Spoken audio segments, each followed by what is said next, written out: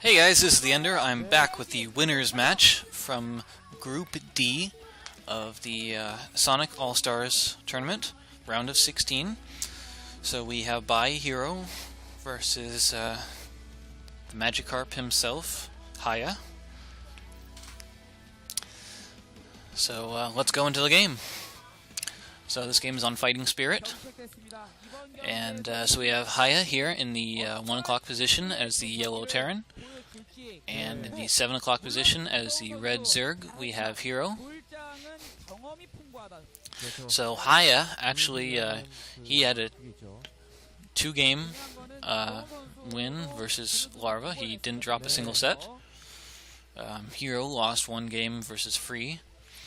So based on those stats, I would say that, Haya's already 2-0 versus Zerg. That would suggest that he would do pretty good in this match. But we'll see. He's saying something, but I have no idea what he's saying.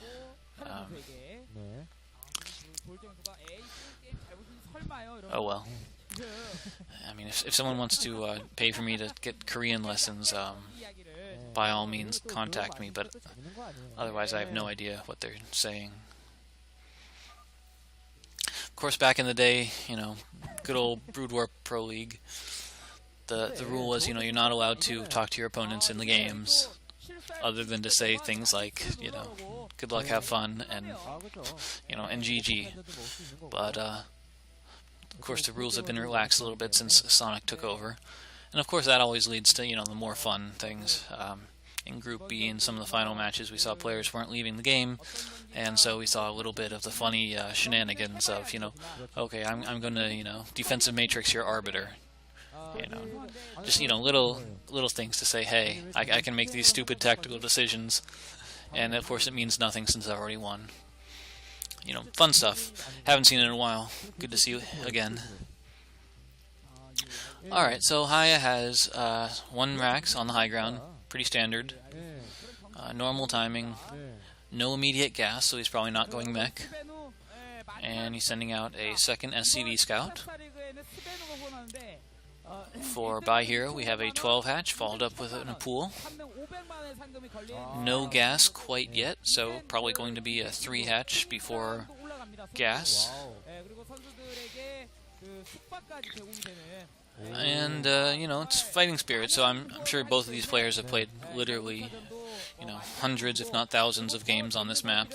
They're very much ready for it. They won't be surprised excessively by anything their opponent does. So of course this is the winner's match. The winner of this match will move on and get their spot in the round of 8. The loser of this match is going to have to play again against the winner of the loser's match. And the winner of that will also move on. So we had a 3rd hatch go down from Hero. Quite expected. He should be taking his gas and getting a layer pretty soon. And on the other side, Haya has his natural going down. Pretty soon he's going to be thrown down a bunker. And most likely to see mutas from there. Of course, I do like seeing the the occasional lurker rush, but it's not quite as popular because once it's scouted, it's very easy to prepare for.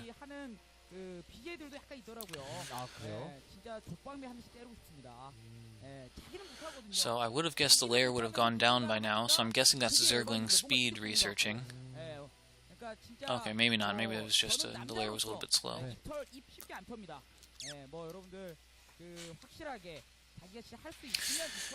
But alright, yeah, that SCV is going to probably go down very soon. Very soon. Or it's just going to troll me and not die. That being said, of course, I can't make fun of Bai Hero by not being able to catch that SCV. I can't do that either. They run at about the same speed. Alright, now here's interesting. We have a 2nd gas at the natural already. And so that 2nd gas is reasonably early. I would think that means that we're not just going to see a regular 3 hatch muta. We're going to see a little bit more commitment into that Mew to play.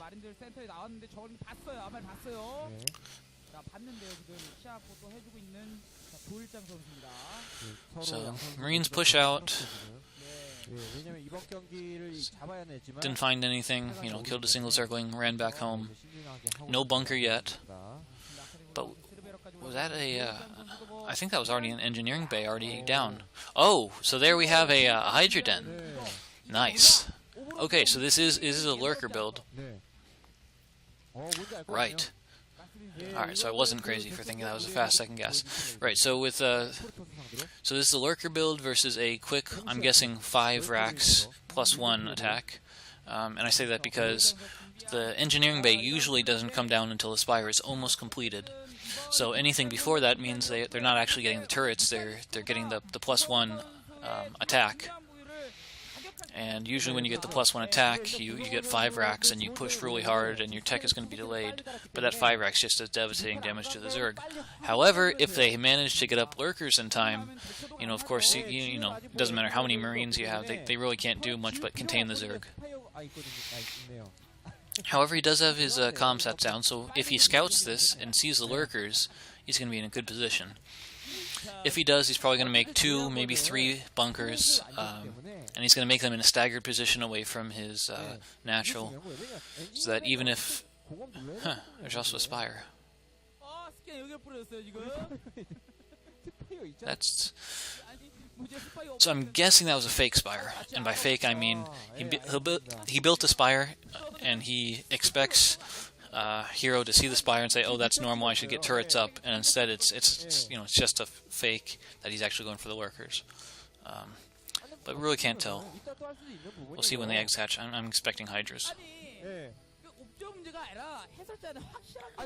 All right, so there we go. We got a lot of lurkers. So that's darn 8 lurkers on the way. That's a really large number. So there's going to be a whole lot of Marines from that 5 racks, which I think I've seen at least 4 of them already. But they're not going to get there in time. So let's see if we're going to see any damage from Hero.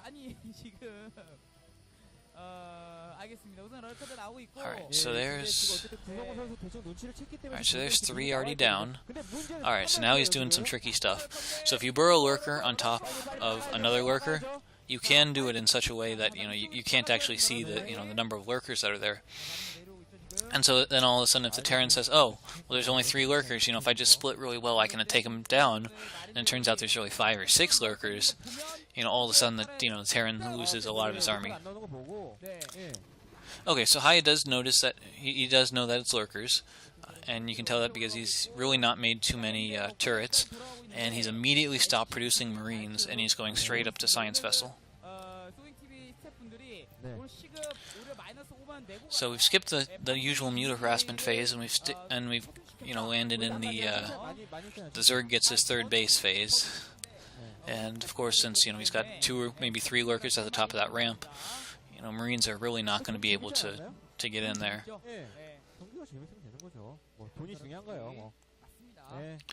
And you may wonder why the lurkers are so far back from the ramp, but essentially you don't want to have it so that the Marines can get a nice arc on the low ground. So Haya appears to be going for a rather fast mech transition, which usually you don't see the mech transition until you get Hive, because of course Hive tech is pretty good against Marines. Ooh, man. Another 6 lurkers being morphed. If I didn't know any better, I'd guess that Hero's going for just a really big lurker Ling attack, timing attack. Now Haya is going for 3 machine shops on his factories, which is really weird. Usually you only get 2 at the most. Mainly because, you know, it's a major gas drain to get, you know, that many tanks. So maybe he's going for a lot of fast upgrades or a lot of tanks, which is odd. I mean, of course, tanks are pretty good against lurkers, being able to outrange them. But usually, the mech transition is, you know, you get out lots of vultures and spider mines, because lurkers are just terrible against spider mines. And I say they're terrible. Of course, lurkers can't move and fire at the same time, so they literally have no defense. You just have to sacrifice Zerglings. Now, I do like these lurkers coming in from behind, so if he sinks them here and then puts them on the stop command, oh, that was a mistake. So yes, he gets a tank, but now, Haya knows about him. So the stop command for lurkers, essentially there's a couple different ways you can do it, but essentially you get your lurkers to not fire on the opponent units that pass. And so essentially it's really great for setting up traps, because a lot of times, if you have your lurkers attack the second the enemy come into range, the enemy will pull back. But if you have something small like Marines that they just die so quickly, you literally want them to get like really far into your lurker field before you actually say, hey look, I got lurkers here, and then you just one-shot everything. Alright, so here's a big attack. Oh, it's going terribly. Yeah, so these lurkers are just getting stuck on all kinds of stuff. But there's so many of them. Oh man, so many lurkers. So even though they glitched out and just got stuck all over each other. Up! Up, up, up! Man, lurkers are just so devastating to Marines. So of course you want to include the Zerglings, because Zerglings are a whole lot more cost-effective in terms of HP, and you want the Marines to fire on them. Nice pick off on those tanks. Alright, here's those vultures I was talking about. Of course, lurkers are not super good against vultures, but they're not super bad either. So they do full damage, which is 20 damage per shot. That the lurkers do, that is. And the vultures only have 80 HP, so it only takes 4 hits. But it's it can be problematic with the mines, because lurkers can't do too much against the mines. But that was a good drone pull. He stopped the vultures on top of the lurkers, and the lurkers were able to shoot them down. So we saw the hive. The hive is done by now. That's pretty nice for hero. So we should probably be seeing Defilers with Consume out pretty soon. He's also taking a 4th base. So good Zerglings around. But yeah, so the problem with the Hive, and why Terrans usually want to go for mech against Hive, is just, the Marines do... Oh no, look out mines. But yeah, Marines do not do well against the Dark Swarms. They can't do any damage under it. Mines still do damage under Dark Swarm, and Siege tanks do full damage under Dark Swarm. That's not right. They don't do full damage. They do some damage. But they don't do primary attack damage. Ooh, oh no. Yeah, so you really want to have lings with your lurkers, mainly so you can take the shots from the mines and such. Oh, that tank, he's flirting with death. Alright, so there we go. Consume. And that tank sniped one of the Defilers, but we still got this Defiler. And he's still got the energy. Alright, so he's pushing Haya all the way back. Man.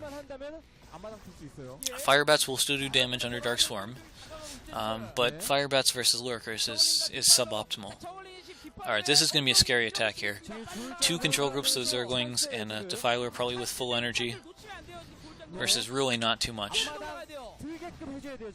Oh yeah, this is going to be bad for Haya. Yeah, just Dark Swarm is just so powerful.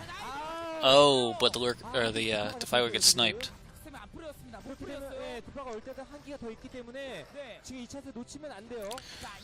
Okay, so Haya is thinking about doing some kind of a counterattack by running his men out the side, but he's really just going to lose his natural.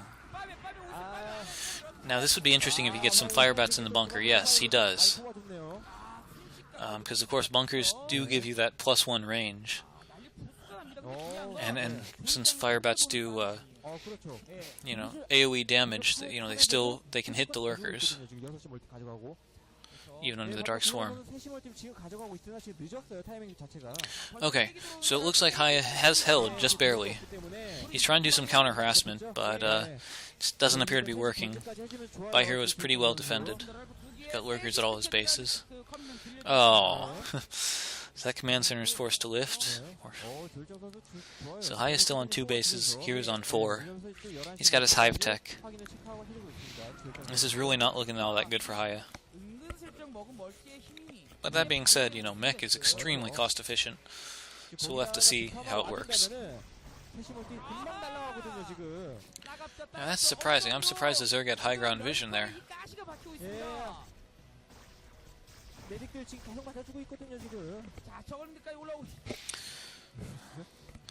And you know, I haven't seen a single science vessel yet.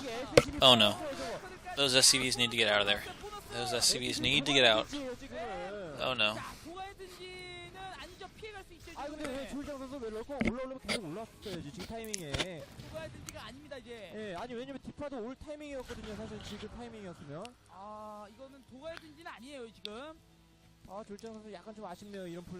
Alright, so the barracks are floating out, meaning the mech transition is complete.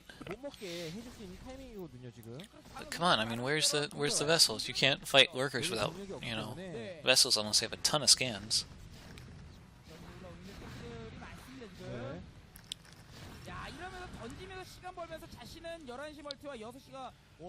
Alright, so Bai Hero's taking his 5th base, and it's in a good position in the corner, expanding away from the Terran. And we've got some extremely cost-effective engagements for the Zerg here. Zerglings killing tanks. So once they're under Dark Swarm like that, those lurkers are virtually indestructible versus the tanks.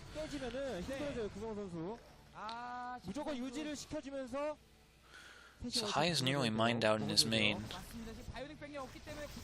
He's lost the majority of his mech army, and there's Dark Swarms pushing in on his natural. This is really suboptimal.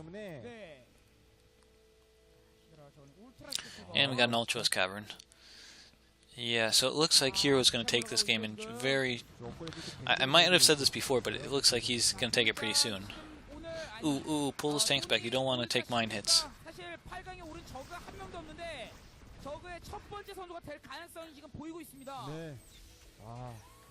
Where are the vessels, man? Come on.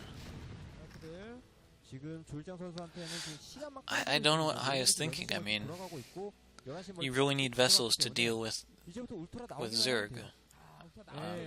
Because, of course, in addition to the detection, I mean, you really want to make sure you irradiate every defiler.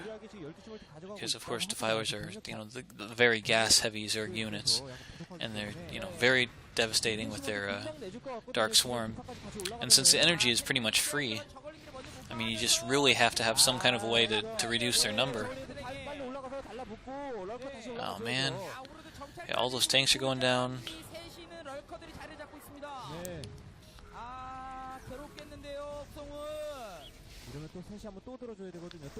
Oh, but Haya doesn't like vessels.